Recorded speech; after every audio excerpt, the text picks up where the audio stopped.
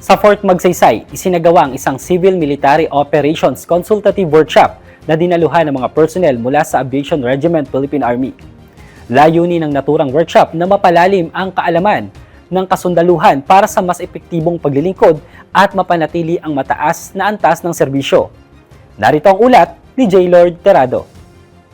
Matagumpay na isinagawa ang CMO Consultative Workshop 2026 sa Aviation Regiment Philippine Army sa Fort Magsaysay, Palayan City, Nueva Ecija nitong ika-13 ng Mayo.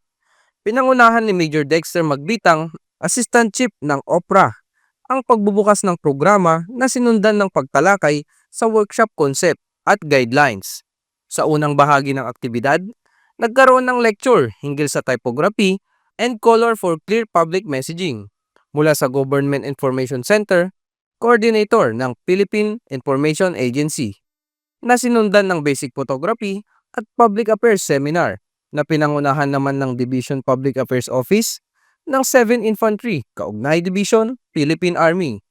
Layunin ng workshop na higit pang mapaunlad ang kakayahan ng mga kasundaluhan sa larangan ng communication management, public information, at strategic messaging upang mas maging epektibo ang paghatid ng impormasyon sa publiko. Bahagi rin ito ng patuloy na pagsisikap ng Philippine Army na palakasin ang kampanya nito sa information and civil military operations sa pamamagitan ng makabagong pamamaraan ng public communication at digital media engagement. Inaasahan namang makatutulong ang naturang workshop sa pagpapalawak ng kaalaman at kasanayan ng mga personnel pagdating sa public affairs, visual communication, at responsible information dissemination.